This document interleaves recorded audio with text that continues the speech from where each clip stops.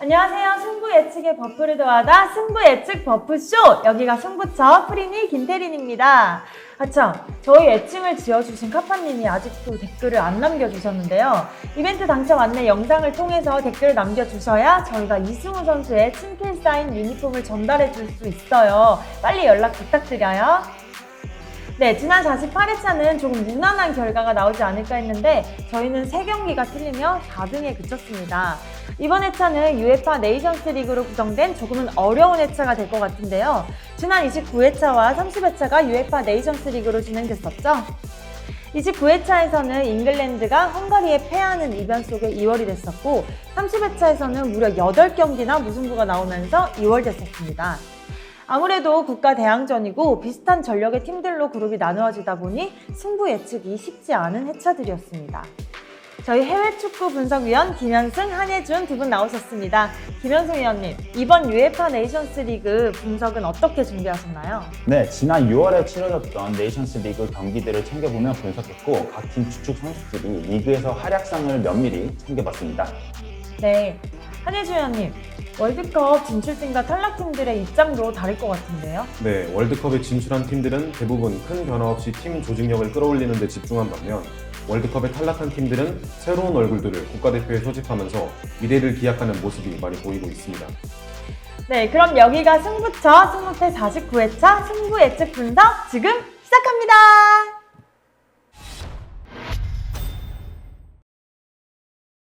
1번 경기 조지아와 북마케도니아의 경기네요. 조지아 하면 우선 커피가 생각나는데요. 조지아의 축구는 어떤가요? 네, 조지아는 K리그의 팬들이라면 많이 들어보셨을 울산 현대의 박호 선수가 있고 최근 김민재의 동료이자 나폴리의 공격 에이스인 휘비차 선수도 있습니다. 수비 쪽에서는 지난 시즌 후반기부터 발렌시아의 주전으로 도약하고 있는 마마르다시빌리가 골문을 든든하게 지켜주고 있습니다. 공수 양면에서 에이스가 있으며 전체적으로 나이가 어린 선수들이 중심이 되고 있는 팀이기에 성공적으로 리빌딩이 진행되고 있다고 볼 수 있겠네요. 현재 C그룹 3조에서 4경기 3승 1무로 12득점 2실점으로 조 1위를 차지하면서 엄청난 공격력과 수비력을 보여주고 있습니다. 북마케도니아는 이번 월드컵 최종 예선 플레이오프에서 이탈리아를 떨어뜨렸었죠. 네, 북마케도니아는 플레이오프에서 유럽의 강호 이탈리아를 꺾으면서 저력을 보여줬지만 결국 포르투갈에게 발목을 잡히면서 월드컵 진출에는 실패했습니다. 3백과 4백을 상대에 맞게 사용하고 유연한 대처를 보여주고 있으며 이탈리아를 잡은 저력이 결코 우연은 아니었다는 것을 보여주고 있습니다. 티르키예 리그에서 뛰고 있는 10번의 에니스 바르디를 중심으로 공격을 펼치며 윙어들의 측면에서 중앙으로 파고 들어오는 움직임을 통해 많은 득점을 거두고 있습니다. 네, 두 팀의 맞대결. 지난 6월에는 조지아가 원정에서도 3대 0으로 압승을 거뒀는데 이번 경기는 어떻게 예상하시나요? 네, 이번 경기는 이 조의 1위와 2위의 맞대결인 만큼 경기 결과가 쉽게 예상하기는 힘들지만 조지아의 승 또는 무승부를 예상합니다.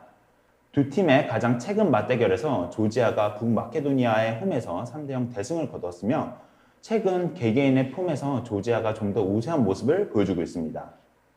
하지만 지난 맞대결에서도 북마케도니아가 결과는 패했지만 경기를 점유하면서 더 많은 공격 기회를 갖기도 했었죠. 강호 이탈리아를 잡은 북마케도니아가 저력이 있는 만큼 조지아의 승 또는 무를 예상해봅니다. 네, 선수 개개인의 기량이 앞선 조지아의 우세가 예상되지만 북마케도니아도 저력이 있는 만큼 무승부 가능성도 예상하셨네요.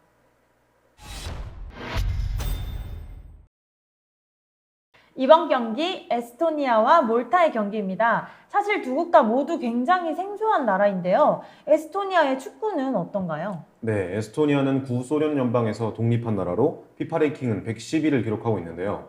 그룹 내에서 가장 전력이 강한 팀으로 평가받고 있습니다. 이번 명단의 새로운 이름들 한두 명 정도를 제외하면 그동안 발을 맞춘 선수들이 선발되었고 1위 경쟁을 펼치고 있는 몰타를 상대로는 아무래도 주전 베스트 11이 출전할 것으로 보입니다. 최근 6월에 한 수 위로 평가받는 알바니아와의 평가전에서도 0대 0으로 무승부를 거두면서 팀의 조직력과 전력이 올라왔음을 확인할 수 있었습니다. 네, 몰타는 지중해의 작은 섬나라로 알고 있는데요. 축구는 어떤가요?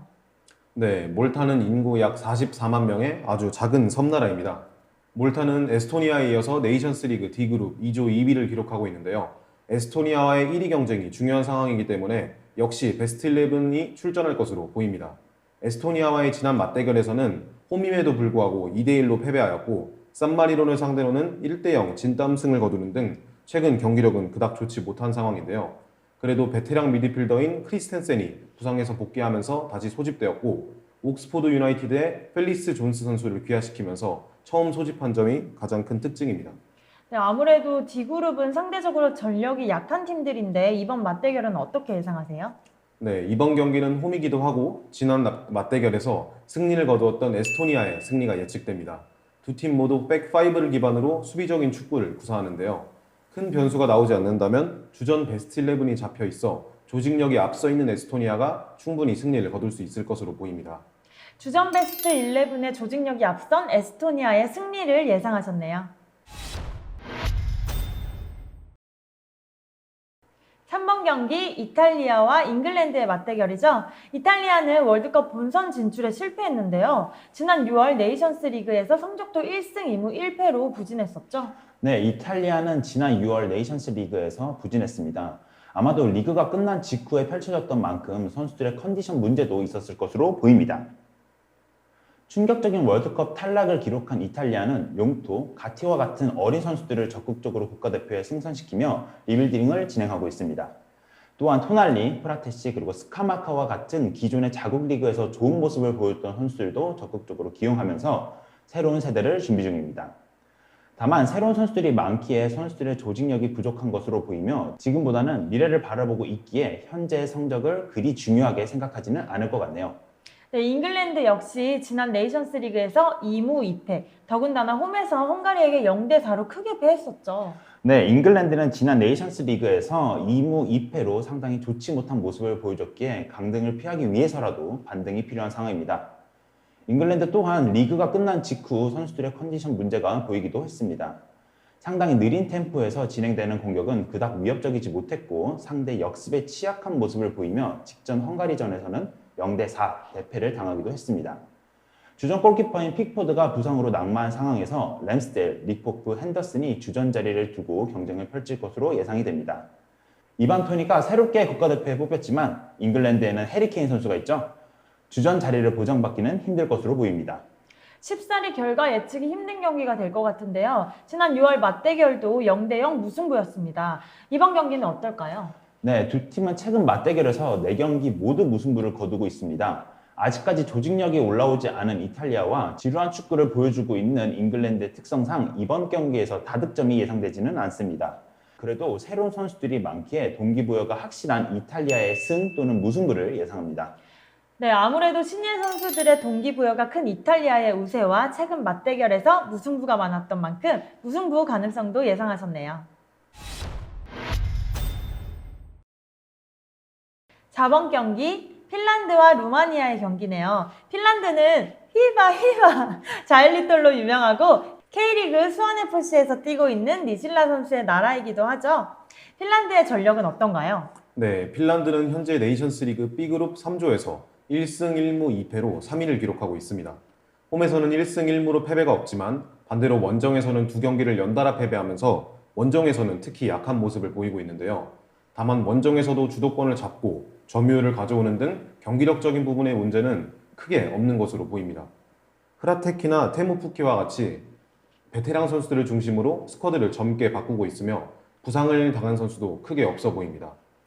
아무래도 강등을 피해야 되는 상황상 다음 경기인 몬테네그로전보다는 이번 경기인 루마니아전을 조금 더 집중할 가능성이 커 보이네요. 네, 루마니아는 한때 동유럽의 강호였지만 최근에는 성적이 좋지 못한 것 같은데요. 어떤가요? 네, 핀란드와 같은 그룹에서 1승 3패로 최하위 4위를 기록 중입니다. 핀란드와의 최근 경기에서는 승리를 거두었습니다만 몬테네그로를 상대로는 인천 출신의 무고사 선수에게 해트트릭을 허용하면서 3대0 패배를 기록했습니다. 루마니아는 백3와 백4를 혼용해서 사용하는데 객관적인 전력 차이가 적은 팀을 상대로는 수비 숫자가 적은 백4 카드를 사용했습니다. 핀란드전이 대표적인 예시라고 볼 수 있는데 점유율은 핀란드가 더 많이 가져갔지만 빠른 역습을 통해 PK를 얻어내는 등 효율적인 경기 운영을 선보였습니다. 다만 핀란드와 같이 원정 경기에서 모든 경기에서 패배하고 있다는 점은 변수로 작용할 수 있을 것으로 보이네요. 네, 지난 6월 맞대결에서는 루마니아가 홈에서 승리를 거두긴 했는데요. 이번 경기는 어떨까요? 네, 지난 맞대결에서는 홈팀인 루마니아가 승리를 거두었지만 이번 경기에서는 반대로 홈 어드밴테이지를 가지고 있는 핀란드가 원정에서 약한 루마니아보다 유리하게 경기를 풀어갈 것으로 예상이 됩니다. 두 팀 모두 홈에서는 강하지만 원정에서는 약한 모습을 보인 만큼 홈팀 핀란드의 승리를 예상하셨네요.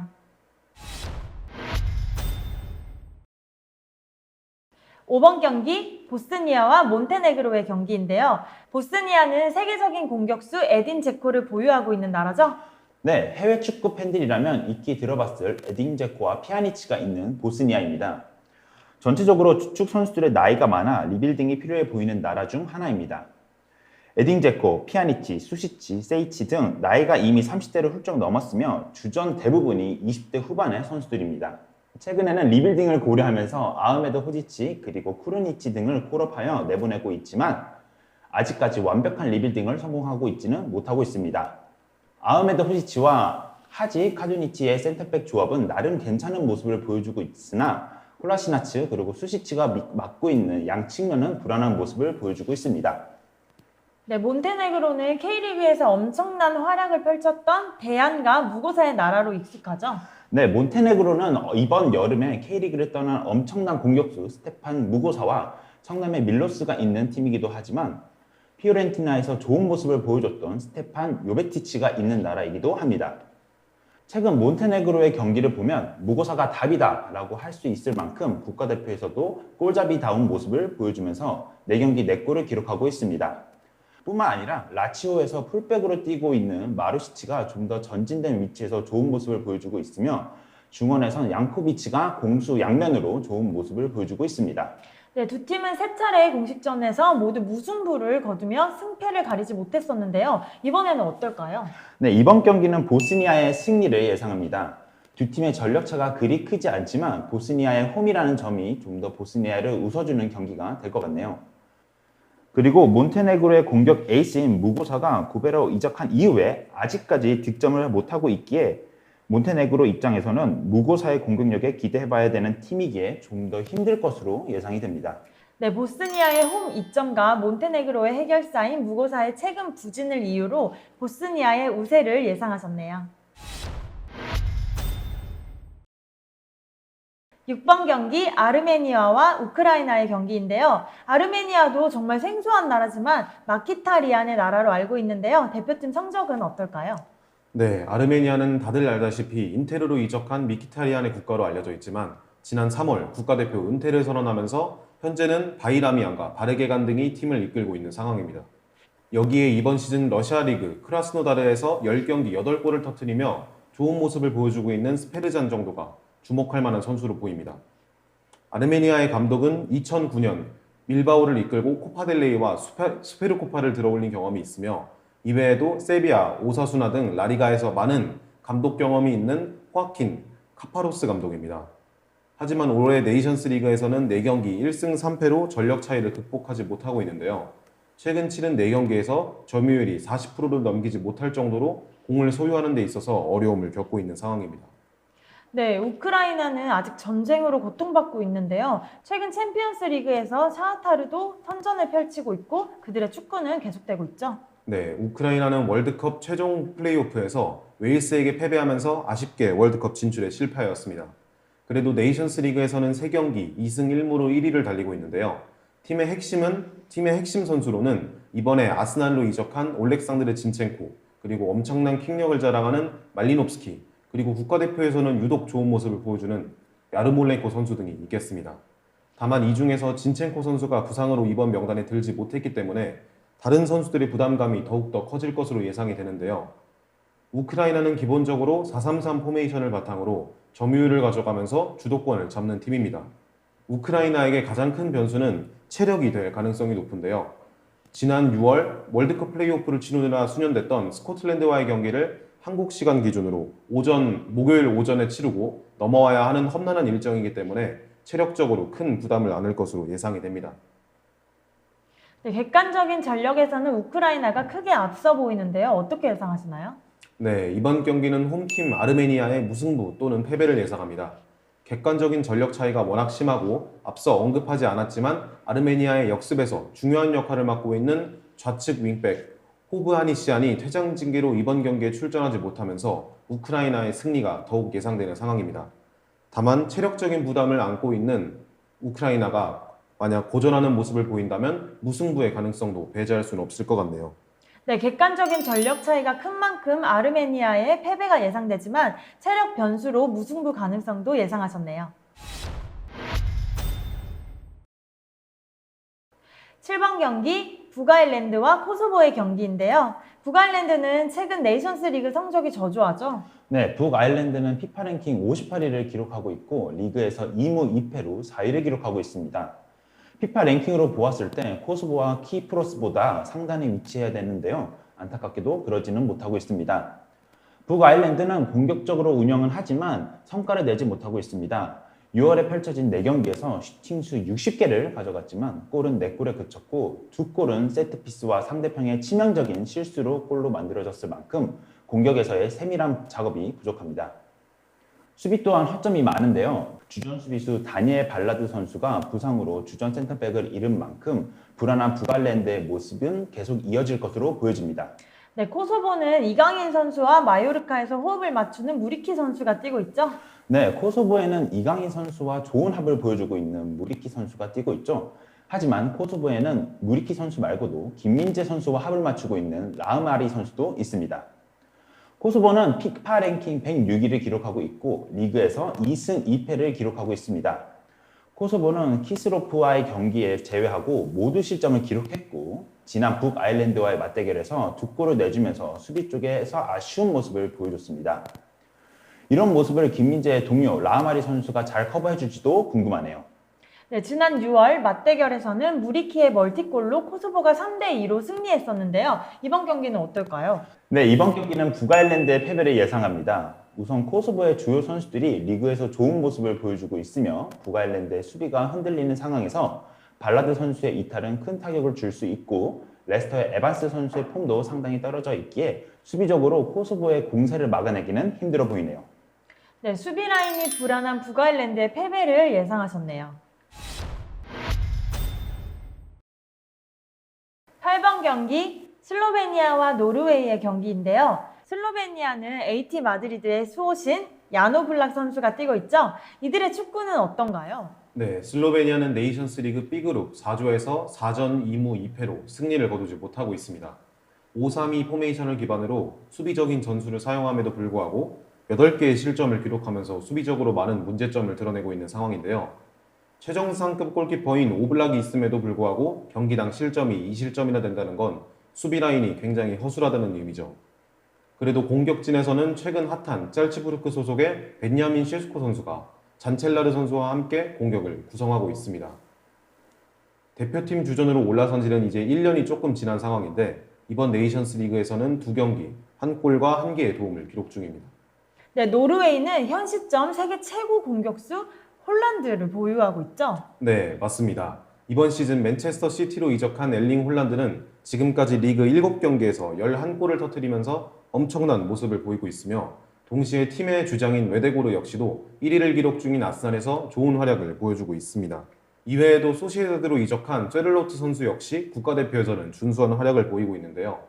노르웨이는 4-3-3 포메이션을 기반으로 공격적인 전술을 사용하면서 현재 4경기에서 3승 1무로 그룹 1위를 달리고 있는 상황입니다. 네, 홀란드를 앞세운 노르웨이의 승리가 예상되지만 6월 맞대결에서는 홀란드, 웨데고르, 조슈아 킹, 엘리오누시 등 빅 리거들이 총 출동하고도 노르웨이가 홈에서 0대0으로 비겼죠. 이번 경기는 어떻게 보시나요? 네, 노르웨이의 네이션스 리그 유일한 무승부가 슬로베니아와의 맞대결이었는데요. 이날은 노르웨이의 공격진이 슬로베니아의 수호신 오블락을 뚫어내는데 힘든 모습을 보이면서 득점까지 기록하지 못했습니다. 노르웨이는 18개의 슈팅을 기록했음에도 불구하고 득점을 기록하지 못했는데요. 슬로베니아는 그럼에도 다른 선수들이 부진한 모습을 보였기 때문에 이번 경기에서도 어쩔 수 없이 오블락 선수에게 의존을 할 수밖에 없는 상황입니다. 반면 노르웨이의 선수들의 컨디션은 최근 좋아 보이기 때문에 이번 경기는 노르웨이의 승리가 예상이 됩니다. 네, 노르웨이가 전체적인 주축 선수들의 컨디션이 좋은 만큼 슬로베니아의 패배를 예상하셨네요. 9번 경기 스코틀랜드와 아일랜드의 맞대결입니다. 스코틀랜드는 잉글랜드, 웨일스, 북아일랜드와 함께 영국의 구성국 중 하나인 만큼 EPL에서 활약하는 선수들이 많이 뛰고 있죠. 네, 스코틀랜드는 FIFA 랭킹 45위로 리버풀의 로버트슨 그리고 아스톤 빌라의 존 맥긴이 이끄는 팀입니다. 하지만 로버트슨이 부상으로 이번 대표팀에 수집되지 못했기 때문에 아스날의 티어니 선수의 역할이 중요할 것으로 보입니다. 스코틀랜드는 3-4-2-1 혹은 3-5-2 포메이션을 사용하는 팀이지만 최근에는 수비 불안으로 큰 고민을 안고 있습니다. 지난 아일랜드 원정에서 0-3으로 패한 데 이어 아르메니아 원정에서도 상대의 역습에 몇 차례 위기를 맞으며 선제 실점까지 해 수비의 안정감이 크게 떨어졌습니다.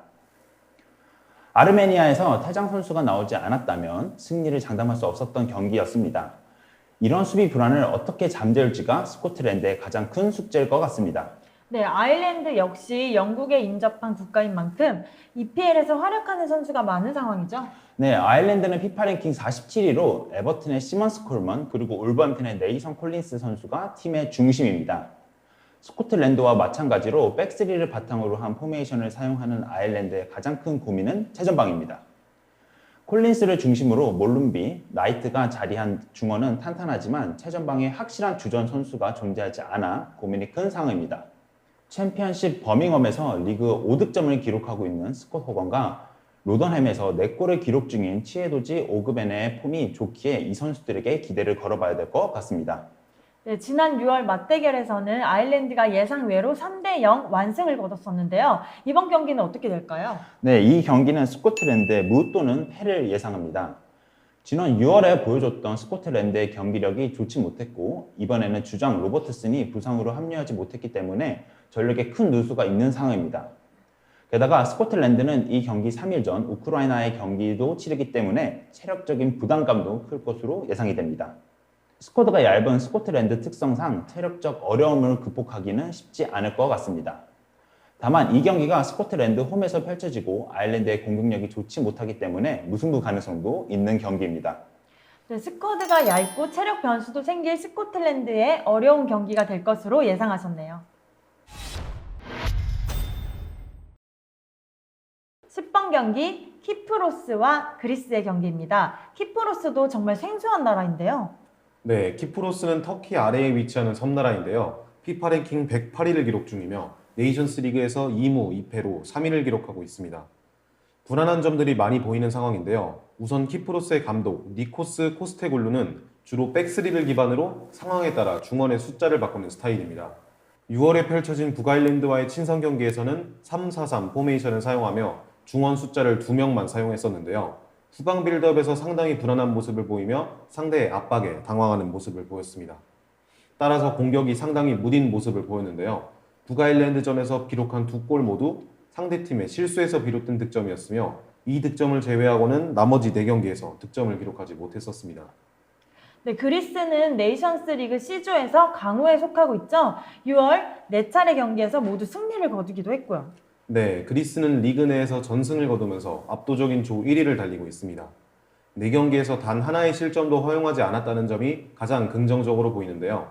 벤피카의 주전 골키퍼인 블라우디모스나 아스날 출신의 마브로파노스, 리버풀의 치미카스 등이 단단한 수비 라인을 구성하고 있습니다. 다만 공격진에서 확실한 해결사가 없다는 점이 그나마 단점으로 꼽힐 수 있을 것 같은데요. 지난 네이션스 리그에서 거의 주 득점원 역할을 맡았던 미드필더 바카세티스가 시즌 초반 상당히 좋은 폼을 보이고 있기 때문에 큰 우려는 없을 것으로 보입니다. 네, 지난 6월 맞대결에서는 그리스가 홈에서 3-0 완승을 거뒀었는데요. 그리스의 우세가 예상되는 경기 같은데 어떤가요?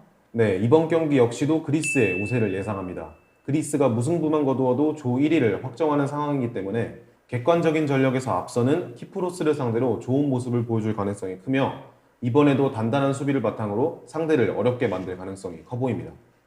네, 조 1위 팀 그리스의 전력이 앞서 있는 만큼 키프로스의 패배를 예상하셨네요. 11번 경기 스페인과 스위스의 경기인데요. 이번 회차 경기 중 가장 재밌는 경기가 아닐까 싶네요. 무적함 대 스페인의 최근 대표팀 경기력은 어땠나요?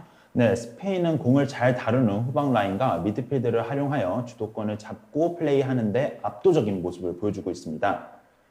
하지만 지난 유로에서 그랬듯이 마무리에서 아쉬운 모습을 보이는데 소속팀에서 올라오지 않고 있는 윙포들의 폼이 가장 큰 변수로 될 것으로 보입니다. 따라서 소속팀에서 해결사 역할을 해주고 있는 이글레시아스, 새로 뽑힌 니코 윌리엄스의 선수가 득점 문제를 해결해 줄 수 있을지가 변수로 작용될 것 같습니다. 네, 스위스도 피파 랭킹 16위로 유럽의 강호죠. 네, 스위스는 체코를 제외하고 포르투갈과 스페인을 상대로 내려앉아서 선수비 후 역습을 시도하고 있는 성향을 보였습니다. 수비적인 상황에서 누구보다 골키퍼의 역량이 중요할 텐데요. 도런 얀존머가 엄청난 선방 능력을 보여준다면 스페인을 까다롭게 만들 가능성도 존재합니다. 또 주목할 만한 선수로는 최근 소속팀에서 엄청난 활약을 보여주고 있는 자카가 이번 경기에서도 높은 위치에서 활약할지가 주목되는 포인트입니다. 네, 두 팀의 맞대결은 항상 팽팽한 경기력을 보였었는데요. 지난 6월 맞대결에서는 스페인이 원정에서 1대0으로 승리했었습니다. 이번 경기는 어떨까요? 이번 경기는 스페인이 경기 내내 주도권을 쥐고 스위스는 역습만을 노리는 축구를 시도할 가능성이 높습니다. 따라서 스위스가 역습 상황을 얼마나 잘 살릴 수 있을지, 그리고 스페인의 공격을 잘 버틸 수 있을지가 변수로 작용할 것으로 보입니다. 그래서 스페인의 승리 혹은 무승부를 예상하는데요. 전력상 우위를 점하고 있지만 스위스도 강호들을 상대로 상당히 까다롭기에 스페인의 승무를 예상합니다. 네, 스페인의 공격을 스위스가 막아낼지가 변수라고 판단하시면서 스페인의 승리와 무승부를 예상하셨네요. 12번 경기 체코와 포르투갈의 경기입니다. 체코는 웨스트햄의 소우첼이 주장을 맡고 있죠. 네, 다른 A조 팀들에 비해 객관적인 전력이 떨어지는 체코는 백5를 기반으로 내려앉은 이후에 빠른 역습을 컨셉으로 대회를 치르고 있습니다. 지난 네이션스 리그 주간에서는 역습 속도가 상당히 빠르기에 슈팅 숫자는 지배하는 팀들과 비슷하게 가져갔지만 확실한 해결사 역시 없었기 때문에 답답한 모습을 보였는데요. 지난 유로에서 팀의 전력 반 그 이상을 차지했던 파트릭 시크 선수가 돌아오면서 팀에 확실한 해결사가 생겼습니다. 또한 국가대표 대부분이 슬라비아 프라하 출신이기 때문에 끈끈한 조직력을 보여줄 체코는 충분히 다른 팀을 상대로도 경쟁력이 있을 것으로 보입니다. 네, 포르투갈도 전통적인 유럽의 강호라고 알고 있는데요. 네, 전통적인 감호임에도 불구하고 이번에 간신히 월드컵에 진출한 포르투갈은 지난 네이션스 리그 주간에 4-3-3 포메이션으로 전환하면서 공수 밸런스를 맞추는 데 집중하는 모습을 보였습니다. 최근 소속팀에서도 좋은 활약을 보여주고 있는 윌리엄 카르발류를 기용하면서 미드필더의 밸런스를 맞추는 데 성공했고 조타와 오타비오가 양 측면에서 좋은 활약을 보여줬습니다. 워낙 멤버가 화려한 포르투갈이기 때문에 이들을 제외하더라도 레앙, 펠릭스, 비티냐 등이 있으며 아직 확실하게 베스트 11이 정해지지 않은 상황이기 때문에 위 선수들의 동기부여 역시도 충분할 것으로 보입니다. 네, 전체적인 전력도 그렇고 지난 6월 맞대결에서도 포르투갈이 2대0 완승을 거뒀었습니다. 포르투갈의 우세가 예상되는데요. 어떤가요? 네, 이번 경기는 포르투갈의 승리를 예상합니다. 파트릭 시크 선수가 돌아오면서 역습을 더욱더 강화한 체코지만 공수 밸런스를 맞추면서 최근 기세가 좋은 포르투갈을 이겨내기에는 어려울 것으로 보입니다. 공격진을 보강한 체코지만 전체적인 밸런스가 앞서 있는 포르투갈을 넘어서기 힘들다고 예상하셨네요. 13번 경기는 이스라엘과 알바니아인데요. 현재 이스라엘이 B그룹 2조 1위인 상황이죠. 네, 현재 이스라엘은 3경기 1승 2무로 1위인 상황이지만 조 내부에 아무래도 러시아가 있다 보니 여러 혼란이 있었습니다. 이스라엘은 골 득실이 고작 한 골인 상황이다 보니 조에서 압도적인 강팀이라 하기에는 좀 어려울 것 같습니다. 이번 시즌 풀럼으로 이적한 솔로몬과 우측 풀백 다사 선수가 팀의 핵심이며 아무래도 전력이 떨어지는 팀이다 보니 에이스들을 잘 살릴 수 있는 방향으로 전술이 운영될 것 같습니다. 4-3-3을 활용하며 중원에 페레즈가 뿌려주고 앞선 솔로몬이 풀어나가거나 혹은 반대쪽에서는 다사 선수가 풀어주는데요.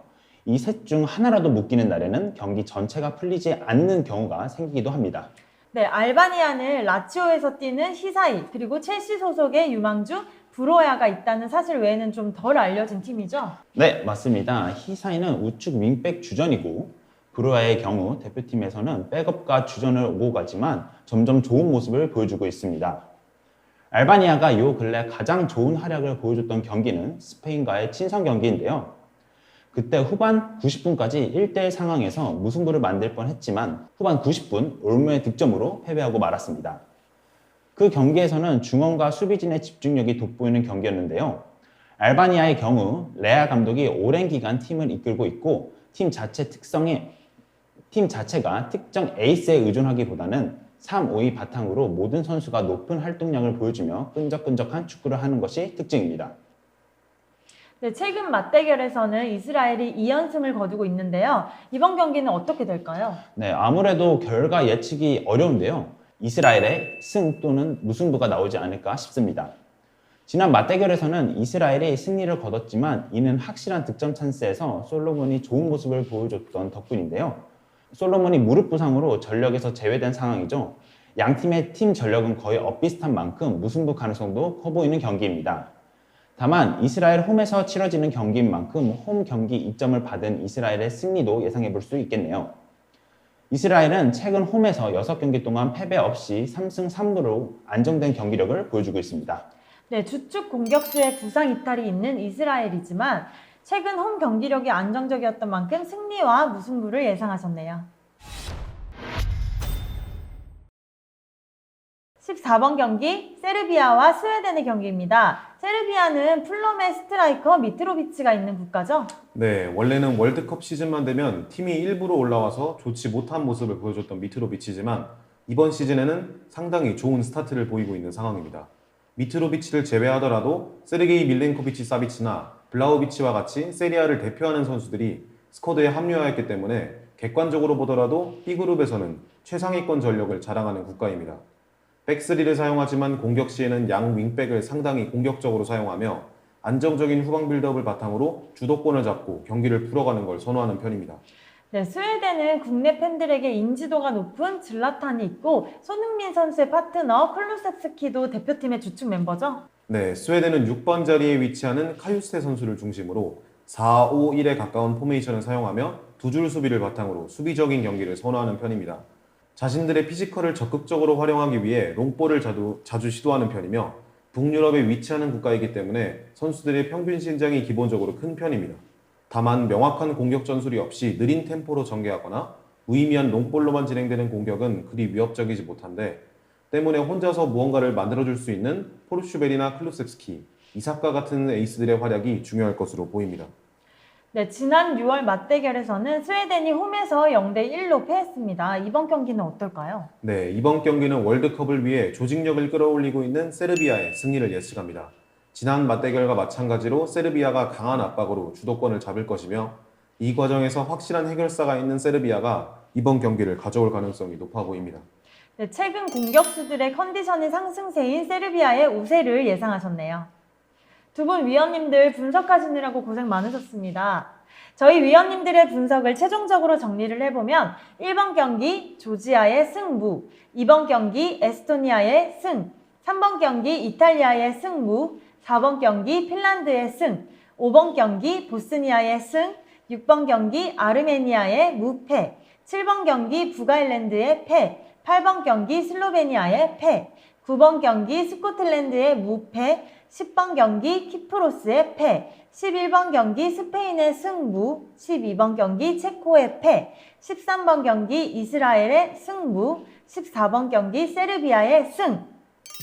이상으로 승부 예측에 버프를 더하다 여기가 승부처 승무패 49회차 분석을 마치도록 하겠습니다.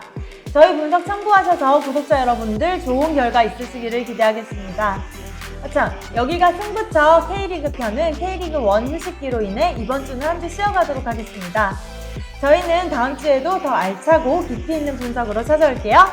다음 영상에서 만나요.